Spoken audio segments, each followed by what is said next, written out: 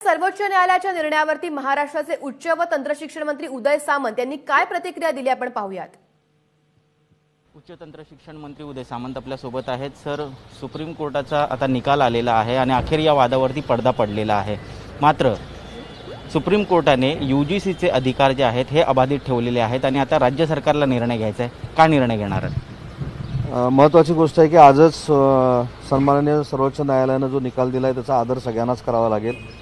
महत्त्वाची बाब आहे की तो निकाल देताना सन्माननीय न्यायालयाने 2 टप्प्यामध्ये निकाल दिलेला आहे। एक तर असं सांगितलेलं आहे की 30 तारखेपर्यंत 30 सप्टेंबरपर्यंत ज्या एक्झाम घ्यायच्या यूजीसीने गाईडलाईन दिलेली होती ती महाराष्ट्र शासन म्हणजे कुठच्याच शासनाला बंधनकारक नाही आहे। डिझास्टर मॅनेजमेंट अथॉरिटीनं पुन्हा एकदा विचार करून यूजीसीला रेकमेंड करावं की आम्ही परीक्षा कधी घेणार आहोत किंवा त्याच्यावर मार्ग कसा काढणार आहोत। तर ती एक मुभा सुप्रीम कोर्टानं दिलेली आहे आणि सुप्रीम कोर्टानं दुसरं असं म्हटलेलं आहे की परीक्षा ह्या रद्द करू शकत नाहीत, त्या परीक्षा घ्याव्या लागतील आणि म्हणून या संदर्भातला पूर्ण जो निकाल झाला आहे त्याचा अभ्यास करून लवकरात लवकर सुप्रीम कोर्टाच्या जजमेंटचा आदर करून त्याच्यातनं महाराष्ट्र शासनाला आता मार्ग काढायचा आहे। मार्ग काढत असताना विद्यार्थ्यांच्या आरोग्याचं हित हे 100% महाराष्ट्र शासनाची प्रायोरिटी आहे आणि म्हणून निकालाचा पूर्ण अभ्यास झाल्यानंतर याच्यावर बोलणं उचित ठरेल। या संदर्भात जे स्टेट डिझास्टर मॅनेजमेंटच्या अखत्यारीतले जे अधिकार आहेत ते सुद्धा योग्य असल्याचं सुप्रीम कोर्टाने म्हटलेलं आहे। मात्र परीक्षा तर घ्यावी लागणार आहे। नेमके काय पाऊलं असणार आहेत? ऑनलाईन, ऑफलाईन असे अनेक प्रश्न अजूनही अनुत्तरित आहेत। अगदी बरोबर आहे की आता मी म्हणूनच सांगितलं की सर्वोच्च न्यायालयाच्या या निर्णयानंतर याचा आदर करून आम्हाला याच्यातनं मार्ग काढावा लागेल। फिजिकल एक्झाम घेणं, ऑनलाईन एक्झाम घेणं किंवा ओपन बुक एक्झाम घेणं याच्यावर तर अजून चर्चा व्हायची आहे, परंतु या संदर्भात मी पुन्हा एकदा 1 वाजता आपल्या सगळ्यांशी बोलणार आहे। सुप्रीम कोर्टाच्या माझ्या सगळ्या वकिलांशी माझं आत्ताच बोलणं झालेलं आहे आणि म्हणून सगळ्याचं एकदम अभ्यास झाल्यानंतरच बोलणं योग्य ठरेल। परंतु महाराष्ट्र शासनानं जो निर्णय घेतलेला होता तो विद्यार्थ्यांच्या आरोग्याच्या हिताचा निर्णय घेतलेला होता, परंतु सर्वोच्च न्यायालयानं जो निर्णय दिलेला आहे त्याचा पूर्ण आदर करून भविष्यामध्ये कशा पद्धतीनं पुढे जायचं हे महाराष्ट्र शासन आता ठरवणार आहे। रिव्ह्यू पिटिशनबद्दल विचार करताय? नाही, त्या संदर्भात देखील मुख्यमंत्री महोदयांची चर्चा करावी लागेल, परंतु सर्वोच्च न्यायालयाने दिलेला निर्णय जो आहे त्याचा आदर आम्ही नक्की करू। आता सध्या जो निर्णय आला आहे त्याच्यानंतर विद्यार्थ्यांना आपण कशा पद्धतीच्या सुविधा प्राप्त करून देणार आहोत या संदर्भातला आमचा भर राहील आणि बाकी सगळ्या गोष्टींवर मुख्यमंत्री महोदयांशी आमच्या लॉ अँड ज्युडिशरीच्या सगळ्या लोकांशी चर्चा करून फायनल केलं जाईल। पण परंतु सर्वोच्च न्यायालयाचा जो निकाल आहे त्याबद्दल महाराष्ट्र शासनाला आदर आहे। शेवटचा प्रश्न राजकीय। ॲडव्होकेट आशिष शेलार यांनी म्हटलेलं आहे की सरकारचा अहंकार आहे ज्याच्यामुळे सरकारला तोंडघशी पडावं लागलं। विद्यार्थ्यांचं आरोग्याच्या दृष्टीनं संरक्षण हे माझ्या दृष्टीनं मंत्री म्हणून महत्त्वाचं आहे। कोण काय बोलतं याच्याशी मला खरंच काय त्याच्यामध्ये पडायचं नाही, परंतु त्यांनी देखील हा विचार केला पाहिजे की आपण विद्यार्थ्यांच्या भावनांशी खेळतोय, विद्यार्थ्यांच्या जीवनाशी खेळतोय आणि म्हणून सर्वोच्च न्यायालयानं निकाल दिल्यानंतर त्याच्यावर आपण टिप्पणी करणं हे योग्य नाही हे शेलार साहेबांनी देखील समजून घेतलं पाहिजे। कॅमेरा पर्सन सचिन शिंदे सोबत ऋत्विक भाले। नीट आणि जेईई स्थगितीसाठी सर्वोच्च न्यायालयामध्ये पुनर्विचार याचिका दाखल करण्यात आलेली आहे। भाजपची सत्ता नसलेल्या 6 राज्यांच्या मंत्र्यांनी याचिका दाखल केलेली आहे। या सगळ्या संदर्भात आपण अधिकची माहिती जाणून घेणार आहोत। प्रशांत कदम सध्या आपल्यासोबत आहेत। प्रशांत, स्वर्धा, खरं तर 2 दिवसांपूर्वी सोनिया गांधींच्या अध्यक्षतेखाली या सर्व मुख्यमंत्र्यांची एक बैठक झालेली होती आणि त्याच राज्यातल्या मुख्यमंत्र्यांनी एकत्रितपणे ही याचिका दाखल केलेली आहे, ज्याच्यामध्ये महाराष्ट्र, पश्चिम बंगाल, झारखंड आणि इतर काँग्रेस शासित राज्य आहेत। 17 ऑगस्टला सुप्रीम कोर्टाने एक निर्णय दिला होता ज्याच्यामध्ये त्यांनी सांगितलेलं होतं की जेईई आणि नीटच्या परीक्षा पुढे ढकलल्या जाऊ नयेत। त्या परीक्षा ज्या आहेत त्या विद्यार्थ्यांसाठी महत्वाच्या आहेत आणि शैक्षणिक वर्ष अशा पद्धतीनं वाया जायला नाही पाहिजे। आता खरं तर 1 तारखेपासून या सगळ्या परीक्षा सुरू होत आहेत। 1 ते 6 जेईई मेन्स आहे, 13 सप्टेंबरला नीट होते आणि त्याच्या आधी हा मुद्दा परत एकदा राजकीय दृष्ट्या सुद्धा तापताना दिसतोय। आज काँग्रेस वेगवेगळ्या ठिकाणी आंदोलन करत आहे आणि कोर्टामध्ये सुद्धा जाण्यासाठी त्यांनी पुनर्विचार याचिका दाखल केलेली आहे। वेळ खूप कमी आहे खरं तर, कारण ऍडमिट कार्ड जे आहेत ते सुद्धा आता विद्यार्थ्यांना वाटले गेलेले आहेत, त्यामुळे आता ही याचिका सुप्रीम कोर्टात ऐकून घेतली जाते का हे देखील पाहावं लागेल। धन्यवाद प्रशांत, तुम्ही दिलेल्या सगळ्या माहितीसाठी। वेळोवेळी अपडेट्स घेतच राहू। जाणून घेणार आहोत, पण दुसरीकडे महत्त्वाची बातमी ती म्हणजे परीक्षा स्थगित करण्याची 6 राज्यांनी आता मागणी केली आहे। सुप्रीम कोर्टाच्या निकालाविरोधात या सगळ्याच म्हणजे 6 राज्यांनी पुनर्विचार याचिका दाखल केल्याचं कळतंय।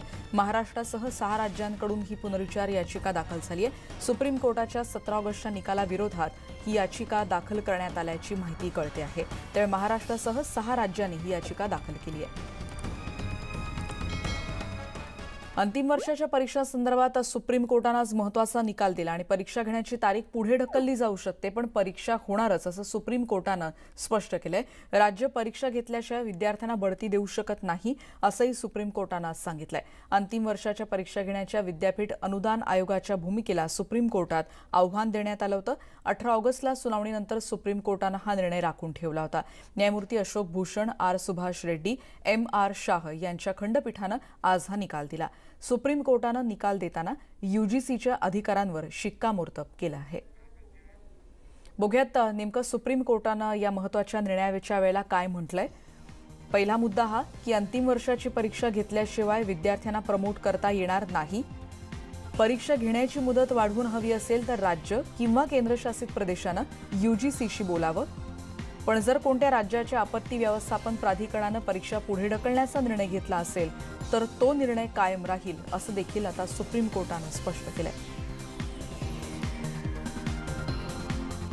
युवा सेनेच्या आग्रहात खातर महाराष्ट्र सरकार सातत्यानं एकतर्फी निर्णय घेत होतं आणि त्याचा भविष्यात आमच्या मुलांवर परिणाम झाला असता. आज कदाचित परीक्षा नाही याचा काही लोकांना आनंद झाला असता, पण भविष्यात त्यांची डिग्री कुठल्याही कामाची राहिली नसती. आणि म्हणून सुप्रीम कोर्टाने देखील आता तेच मान्य केलेलं आहे. सुप्रीम कोर्टाने एक मुभा मात्र दिलेली आहे की सप्टेंबरच्या शेवटी जी काही परीक्षा घ्यायची होती त्याच्याऐवजी थोडी पुढे करायची असेल तर UGCकडे जाऊन ती पुढे करता येऊ शकते. ते अतिशय योग्य आहे. त्यामुळे मला असं वाटतं की आता या बाबतीत अतिशय स्पष्ट निर्णय हा सर्वोच्च न्यायालयाचा आलेला आहे आणि त्याच्याने आमच्या विद्यार्थ्यांचा फायदाच होईल, नुकसान होणार नाही. कारण त्यांच्या डिग्रीला व्हॅल्यू राहील. व्हॅल्यूलेस डिग्री ही त्यांना प्राप्त करावी लागणार नाही. आणि या संदर्भात अधिक माहिती घेणार आहोत प्रशांत लीला रामदास, आमचे प्रतिनिधी आता आपल्या सोबत आहेत. प्रशांत, अत्यंत महत्त्वाचा दिवस होता विद्यार्थ्यांसाठी. कशा पद्धतीनं याला स्वीकारलं जात आहे किंवा याबद्दलच्या प्रतिक्रिया मिळतात? महत्वाचं म्हणजे बहुत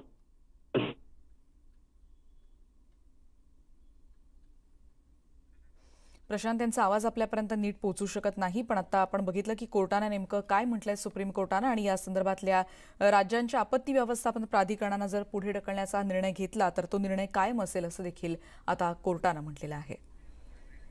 पुढची बातमी मुंबईतली महत्त्वाची. सुप्रीम कोर्टात अंतिम वर्षाच्या परीक्षांसंदर्भात निर्णय घेतला जाणार आहे. त्याच्या निकाल वाचनाला सुरुवात झालेली आहे. प्रशांत कदम आपल्या सोबत आहेत. प्रशांत,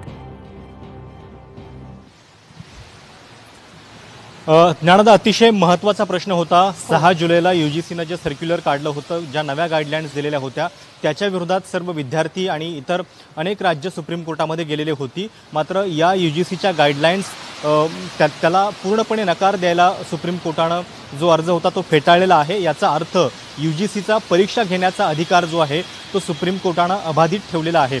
महाराष्ट्राच्या दृष्टीनं सगळ्यात महत्त्वाची बाब ही आहे की स्टेट डिझास्टर मॅनेजमेंट ऑथॉरिटी यांनी हा निर्णय घेतला असं महाराष्ट्र सरकारनं प्रतिज्ञापत्रात सांगितलेलं होतं आणि याच्यावरती बराच उहापोह झालेला होता की UGCला अधिकार आहे की स्टेट डिझास्टर मॅनेजमेंट ऑथॉरिटीला परीक्षांच्या बाबतीत. तर सुप्रीम कोर्टानं या संदर्भात केवळ आणि केवळ UGCचा अधिकार अबाधित जो आहे तो ठेवलेला आहे.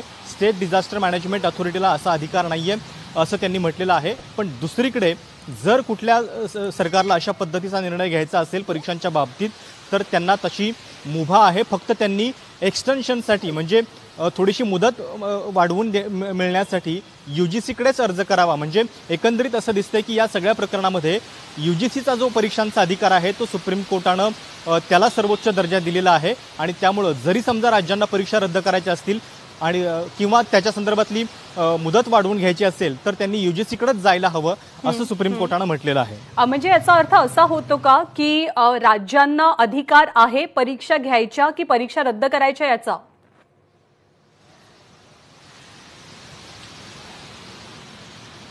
सुप्रीम कोर्टानं असं म्हटलं की परीक्षा न घेता अंतिम वर्गाच्या विद्यार्थ्यांना पास करणं हे चुकीचं आहे. म्हणजे सुप्रीम कोर्ट सरळ सरळ सांगते की परीक्षा व्हायलाच हव्यात. फक्त दुसरीकडे असं सांगतंय की जर तुम्हाला तुमच्या लोकल स्थितीमुळे परीक्षांच्या बाबतीत काही अडचणी येत असतील तर त्याच्यासाठी तुम्ही एक्सटेन्शन मिळवण्यासाठी UGCकडे अर्ज करू शकता. UGC त्याच्यावरती निर्णय घेईल की या परीक्षा कधी व्हायच्या किंवा नाही. पण एकंदरीत सूर असा दिसतोय की सुप्रीम कोर्ट सुद्धा हे म्हणतंय की अंतिम वर्गाच्या विद्यार्थ्यांच्या परीक्षा ज्या आहेत त्या व्हायलाच हव्यात. आणि त्यामुळं आता या संदर्भात नेमकं काय होणार, कारण 6 जुलैला जेव्हा UGCच्या गाईडलाईन्स आल्या होत्या त्याच्या आधीच महाराष्ट्र सरकारनं आणि खरं तर इतर अनेक राज्यांनी आपापल्या राज्यामध्ये परीक्षा न घेण्याचा निर्णय घेतलेला होता आणि त्यामुळं हा सगळा घोळ निर्माण झालेला होता. आता जर सुप्रीम कोर्ट असं म्हणतंय की अंतिम वर्गाच्या विद्यार्थ्यांना तुम्ही अशा पद्धतीनं प्रमोट करू शकत नाही विदाऊट एक्झामिनेशन आणि ते देखील UGCच्या संमतीशिवाय, तर याचा अर्थ सुप्रीम कोर्टाने याच्यामध्ये पूर्णपणे UGCचा अधिकार जो आहे तो सर्वोच्च मांडलेला आहे आणि जे काही निर्णय राज्यांना करायचे ते त्यांना UGCशी सल्लामसलत करून UGCचा होकार, UGCचा ग्रीन सिग्नल असल्याशिवाय करता येणार नाहीत, हे स्पष्ट दिसत आहे. प्रशांत, अंतिम निकाल या सगळ्या संदर्भातला अंतिम निकाल कधीपर्यंत अपेक्षित आहे? निकाल वाचनाला तर सुरुवात झाली आहे, ठोस अंतिम निकाल कधीपर्यंत येऊ शकतो?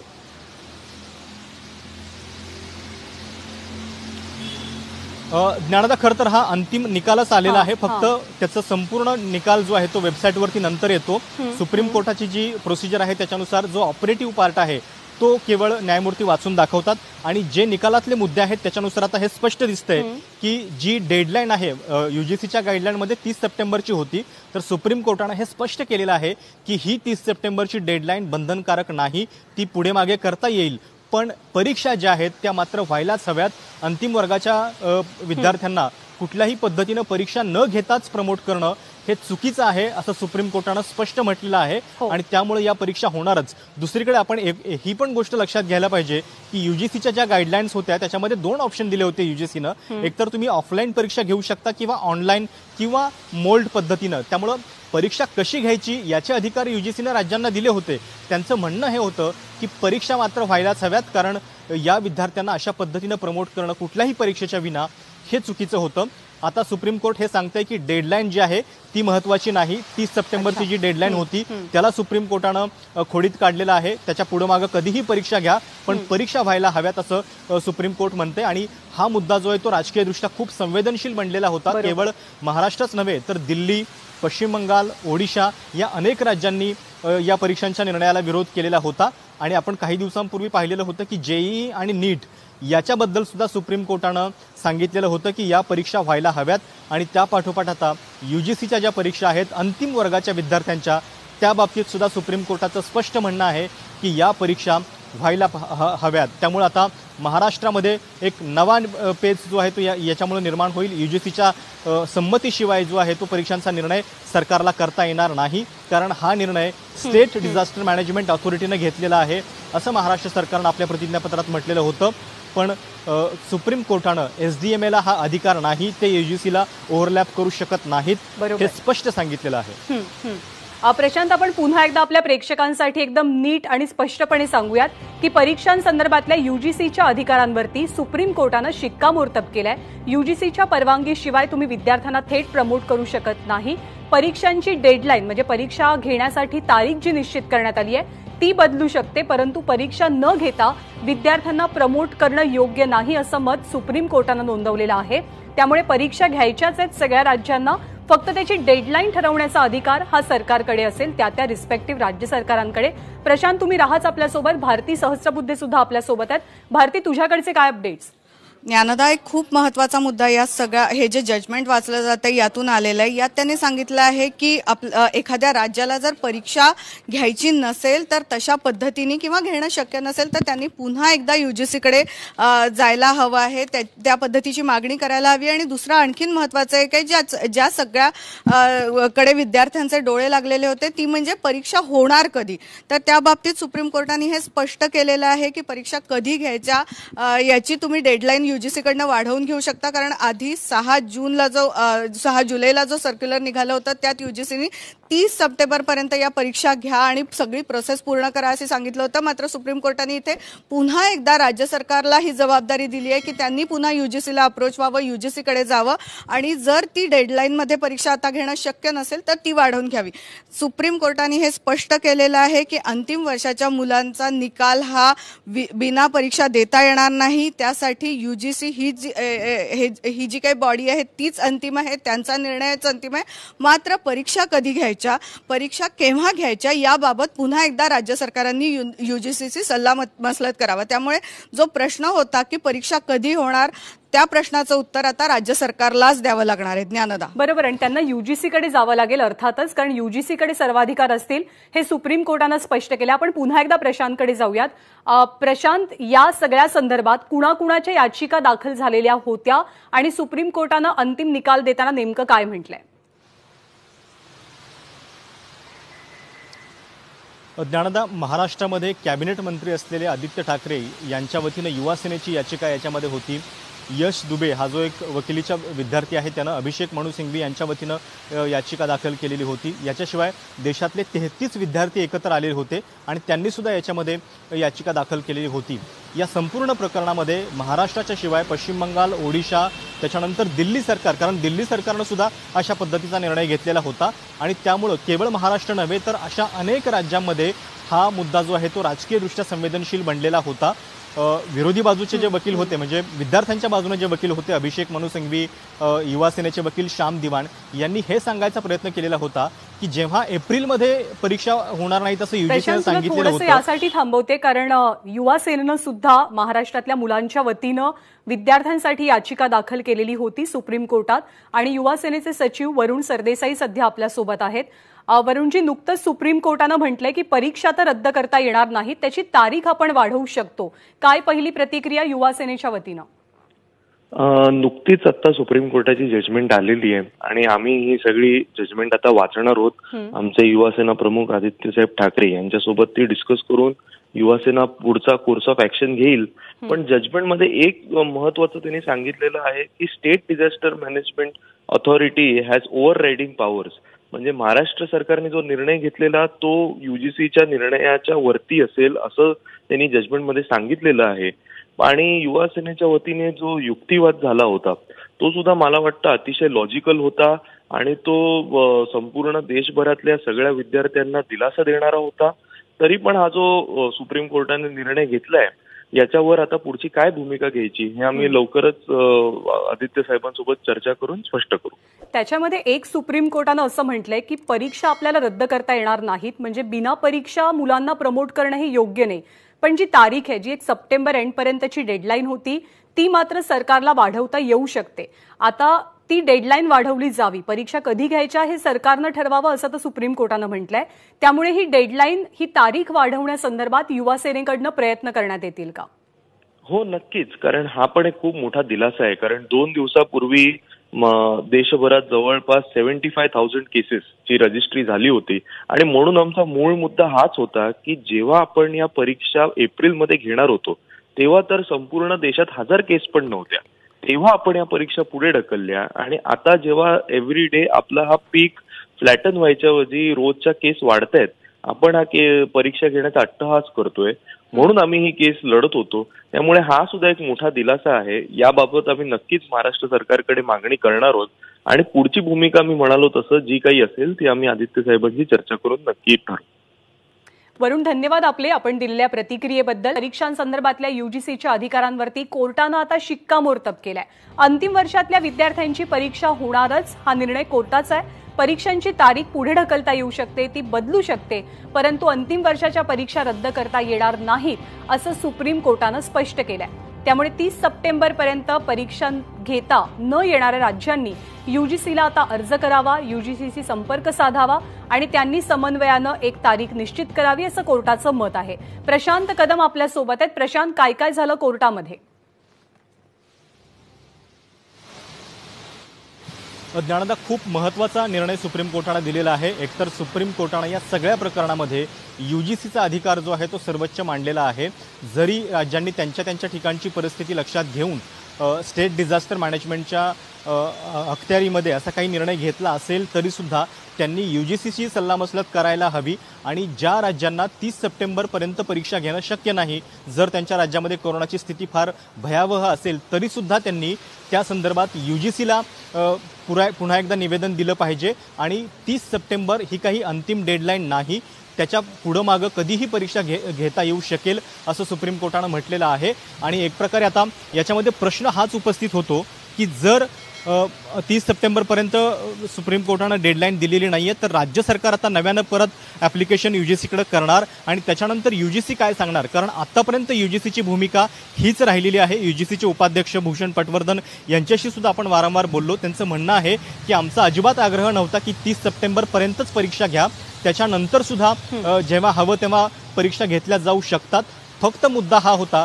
की या अंतिम वर्गाच्या विद्यार्थ्यांना पदवी जी द्यायची आहे तर ती परीक्षेविना नसावी। आणि कोर्टामध्ये सुद्धा UGCनं हेच म्हटलेलं होतं की जर राज्यांनी आपापल्या अधिकारामध्ये निर्णय घेतलेले आहेत, त्यांनी स्वतःच परीक्षा कॅन्सल करून टाकलेल्या आहेत, तर मग अशा पद्धतीनं परीक्षा कॅन्सल करून ते परत आम्हाला पदवी द्या असं UGCला कसं काय सांगू शकतात। आणि कदाचित हाच मुद्दा सुप्रीम कोर्टानं जास्त गांभीर्यानं लक्षात घेतलेला दिसतोय आणि त्यामुळं या संपूर्ण प्रकरणामध्ये UGCचा सर्वाधिकार अबाधित ठेवलेला आहे आणि त्यामुळं एकतर आता हे स्पष्ट झालेलं आहे की परीक्षा या होणारच, त्या कधी होणार, 30 सप्टेंबरच्या आधी होणार, नंतर होणार, याच्या संदर्भातले निर्णय जे आहेत ते राज्यांनी घ्यायचे आहेत, UGCकडे आवेदन करायचं आहे आणि UGC त्या संदर्भात सांगेल।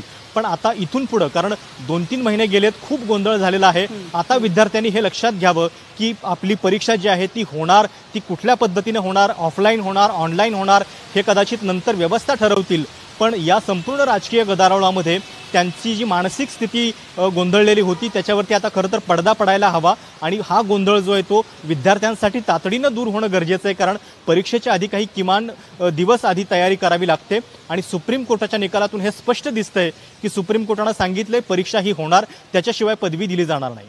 अगदी बरोबर आहे, त्यामुळे आता विद्यार्थ्यांच्या मनातलं कन्फ्युजन थोडंसं दूर होण्यास मदत होईल। राज्य सरकार सुद्धा लवकरात लवकर निर्णय घेईल, कारण परीक्षा तर घ्यायच्याच आहेत, त्या केव्हा घ्यायच्या हे सरकारला UGC सोबत बोलून ठरवायचं आहे। भारती सहस्त्रबुद्धे सुद्धा आपल्या सोबत आहेत। भारतीय सगळ्या निकालातले महत्त्वाचे मुद्दे कोणकोणते आहेत?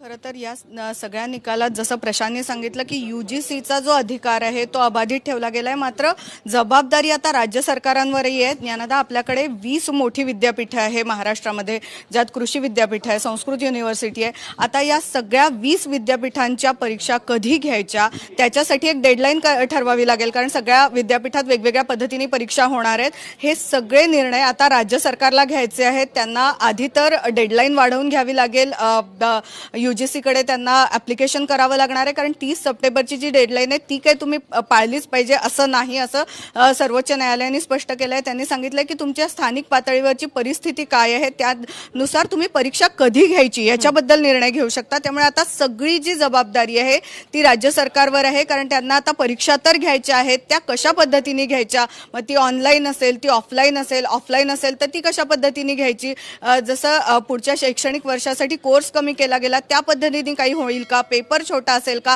कालावधी कमी असेल का, ह्या सगळ्या प्रश्नांची उत्तरं आता राज्य सरकारला द्यायची आहे आणि तेव्हाच कुठेतरी क्लॅरिटी येईल विद्यार्थ्यांमध्ये की त्यांना परीक्षा कशी द्यायची आहे। बरे, पुन्हा जे नीट आणि JEEच्या बाबतीतले प्रश्न आहेत, ट्रान्सपोर्टेशनचे प्रश्न, गावी असलेल्या मुलांचे प्रश्न, ते सगळे प्रश्न आता राज्य सरकारला सोडवायचे। त्यामुळे अंतिम वर्षाच्या विद्यार्थ्यांना परीक्षा ही द्यायचीच आहे, मात्र ती कशा पद्धतीने घ्यायची, ती कंडक्ट कशी करायची हे आता राज्य सरकारला ठरवायचं आहे। ज्ञानदा, भारती आणि प्रशांत दोघांचेही धन्यवाद या सगळ्या सविस्तर माहितीबद्दल।